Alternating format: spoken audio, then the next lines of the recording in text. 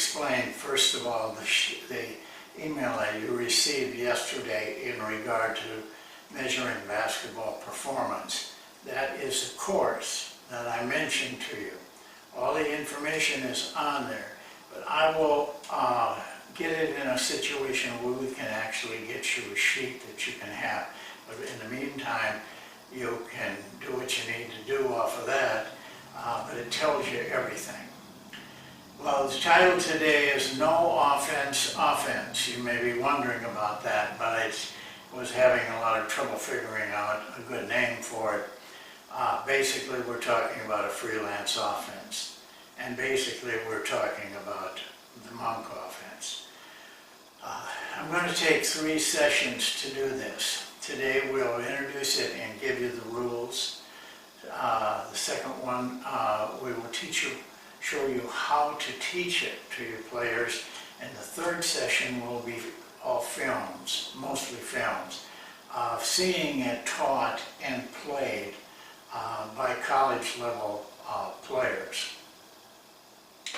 Well, there's nothing you have to talk to players much about freelance because they know it. They've played it all through their careers. Either pickup games, playground games, no matter what you want to call it, it was freelance. But the trouble was it was freelance that ended up in individual play. We know the power of freelance, but when it becomes just individual play, it does not lend itself to winning games. Our freelance is centered around team play. The team playing together as a group, still freelancing and doing things on their own, but doing it as a group, playing off of each other, understanding, having some understanding of what your teammates are doing. We do that by the use of rules, which we're going to give you for the Monk offense in just a little while. Our Monk offense, which is truly a freelance offense, can be used as either a set or as a supplement.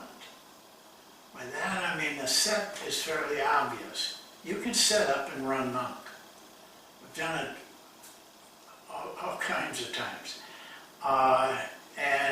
But you can also use it as a supplement to any offense you want to put it with. Doesn't blend itself well with two-man plays. Pick and rolls, it doesn't lend itself well to. But otherwise, it's really a great teacher of how to play team offense even on the half court.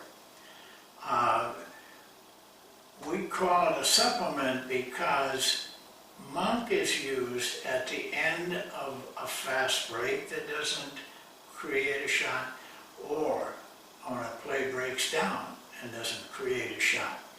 Because we do not need to set up, we can start right from where we are. It makes it seamless. Going, play breaks down, no hesitation, right into Monk. Fast break doesn't get a shot, no hesitation, right into Monk. It's seamless. We tell our players, somebody must call it. It's a short word, 4 letters. Monk is quick and easily heard. Somebody does that when they realize that's what they should be in. A lot of times the players just know it and can do it. Well, one of the things I have to warn you about, it is a hard thing to coach. There's a lot of, mainly it's a hard thing to coach because of the coach. He wants to coach, and you have to learn how to coach without much coaching or even no coaching. We'll show you how to do that in the next three session. But you got some other problems. It's ugly. Doesn't look good. It's not fancy. You're not going to get any oohs and ahs. What you are going to get is really good shots and a high percentage, shooting percentage afterwards. Coaches are a problem because they want to coach plays. They want to tell them, do this, do that. You can't do that in a monk offense or a freelance offense. They have to do it. But I will guarantee you, the plays they make up freelancing will be better than anything you can draw up. The trouble is you only see it once, because if you see it twice, then they're running a play. Players are like that too. There's some other things, but I want to now take the time to show you the rules. This is a video that I made maybe 3 or 4 years ago, and I went through it today to make sure, but there's nothing that I said 3 years ago or 4 years ago that has changed now. I couldn't say it any better or do anything better for you than what I did 3 or 4 years ago. There might be some reference to things that you don't understand. Forget that. Just get the rules down. Understand that. You have to know the rules. Players don't get the rules in written form. It'll say that on the film. And I'll talk more about that. But now let's go to the rules and try to get them the best that you can, but there are handouts for you guys, not the players. So go to the film. Well, you can see that we can put all of the rules on one page, though you may not be able to see the whole page now, but you will shortly. We divide it into 5 areas. 2 of them are out of sight right now, but you'll see them in a little while. And so we have 5 areas of rules that we use. And I'll go through those now, but I want to repeat what I'm probably going to repeat a lot of times. I do not hand these out to the players. I'm only doing this with you because I'm hoping that you will get a little bit more depth in what each one of these rules mean by going over it together. So let's start right at the top. What can you do when you're away from the ball according to the rules? Well, the first thing is screen. You can screen down, you can screen away, you can backpick. That's your choice and your intelligence at the time. Or number 2, you can cut. You can cut to the basket, you can cut to the ball, you can cut to the post up, and you can do the cutting with or without a screen. So right there in 2 areas, you've got a lot of things you can do already. And we'll keep going. Fill. Provide a passing lane for a man with the ball or to keep spacing. Almost have to see that in a game situation. And we would talk about that in our practice situations. Clearing should be fairly easy. You're clearing an area for a drive or for a cut. This is something you have to recognize and see as part of being having a team. So those are the 4 things that we encourage you to do without the ball, away from the ball. Now with the ball, the first one is going to strike you a little funny. With the ball, the first thing is shot. Look immediately for shot. If not there, look for drive. The reason we put that out there like that is that when you make a move off a screen or a cut or whatever aggressive move you're making, the minute you get the ball is when you're going to be most open. It doesn't take long for the defensive player to adjust. So we look for shot first. We don't say take shot. We look to see if we have a shot. If we don't, then we look for drive, because that's the next aggressive thing and falls into an order. Shot, then to drive, and you can drive to the basket, or you can drive for a jump shot. If not, then you look for passing. You look to pass to cutters, then to perimeter passing. Please pay attention to that. Look inside for cutters, then look to perimeter pass. Perimeter passing only looks good in drills, but it doesn't get much done. Cutting, getting the ball to cutters gets a lot done. For one thing, good shots. Okay, that's away from the ball, with the ball. Now, we have some general rules. These rules are fit in there so that we can, make adjustments at the time. Let me move this down just a little bit. Yeah, there we go. Uh, okay, general rules. First one is probably anti what most coaches want you to do, and that is hold the ball for 3 counts before passing. You want to give the cuts a chance. You want to get the movement a chance. There is a tendency among players to catch the ball and pass it. Uh, that really gets you nothing unless you just happen to hit a guy cutting. But for the most part, those passes go around the outside because they're easy to make. We want you to hold the ball and look in there and give the cutters a chance. And then the screener always, these are general rules now for everybody. Screener always moves after a cut off of the screen. I'm screening, you cut. I need to move. This is what makes this offense so powerful. First, you got to guard a cutter, and then you got to guard the screener who's popping, rolling, posting up. He's got a lot of options in there. So every cut is really a possibility for 2 shots, 2 different shots. Then perimeter spacing is 15 feet apart. We tell our players to look like you're on a string and 15 to 18 feet apart. This gives you good spacing, and it also gives you good cutting avenues. It gives you good screening possibilities, but it keeps people from clogging up the middle. Perimeter spacing is 15 to 18 feet apart, as I said. If you are not posting, this is the 4th part of these rules, general rules, you're a perimeter player. Don't try to be a post-up player if you're not posting.